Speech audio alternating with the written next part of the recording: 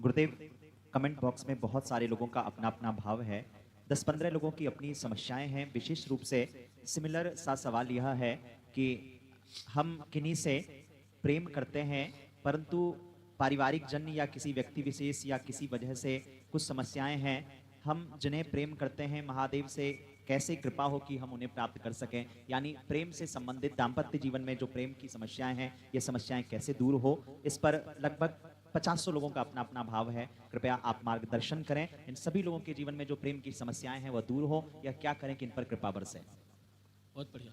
आज हर युवा की ये समस्या है। हर व्यक्ति के जीवन में प्रेम का अभाव है। प्रेम एक ही स्वरूप में थोड़ी होता, विवाह वाला ही। प्रेम के बहुत सारे रूप हैं। प्रेम परमात्मा से भी होता है। भक्ति का दूसरा नाम प्रेमा भक्ति है, अमलया भक्ति है, यानी प्रेम है।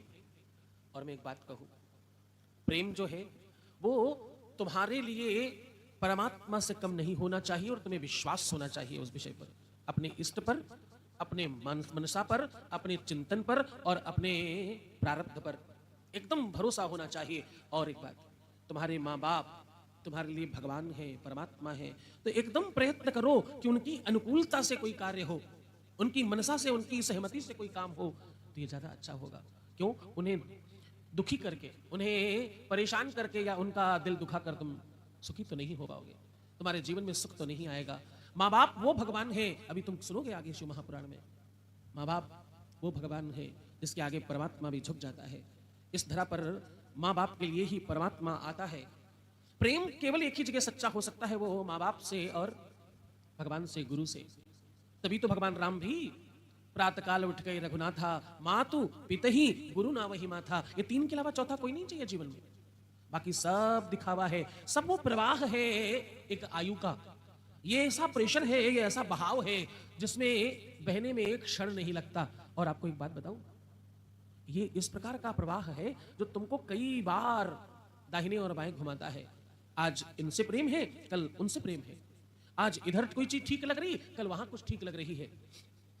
मैं पिछले 20 साल से, मतलब जब से मैंने होश संभाला, तब से मैं मिठाई छोड़ नहीं पा रहा हूं। जहां भी देखूं तो ज्यादातर लोग ऐसे होते, मिठाई की दुकान पर जाएं तो वो ये सोचते हैं कि ये लेना है। मैं मिठाई की दुकान पर घूमता हूं, मैं ये सोचता हूं अच्छा ये नहीं लेना, बाकी सब लेना। उल्टी तरफ से चलता हूं। और आज तक उस संदर्भ में मैं अपने मन को जीत नहीं पाया। एक बार खाता हूं, मन शांत हो जाता है, दूसरे दिन फिर नई चीज चाहता है, आज और चाहिए, कुछ अलग चाहिए, कुछ और बेहतर चाहिए। जितनी भी भोग विलासता है, जितनी भी सांसारिक व्यवस्थाएं हैं, ये कभी भी, इनसे आपका मन तृप्त नहीं होता। आपकी तृष्णा बनी ही रहती है माँ बाप के आशीष में, गुरु के चरणों में, स्नेह में और परमात्मा से भक्ति में। यही तृप्तता है और यही पूर्णता है।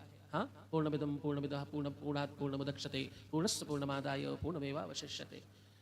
एक ही पूर्ण है, वो है ब्रह्म और भगवान। उनके चरणों में निवेदन करो। मैं ये नहीं कहता तुम मत करो, लेकिन मैं कह रहा हूं परमात्मा से मांग कर लो, बलात् मत करो, जबरदस्ती मत करो। ऐसा होना ही चाहिए, ये मन मत बताओ। जय विधि होई नाथ ही तुमोरा करो सुबह दास में तोरा, इस भाव से मांगो, तुम्हें जरूर मिलेगा। तुम्हारा जीवन सच्चा होगा, तुम्हारे प्रारब्ध में जो लिखा होगा वो सब होगा। अगर ये सत्य है कि जोड़ियां आसमान में बनकर आती हैं, तो तुम्हारी भी बनाई होगी महादेव ने। भरोसा रखो, यकीन रखो।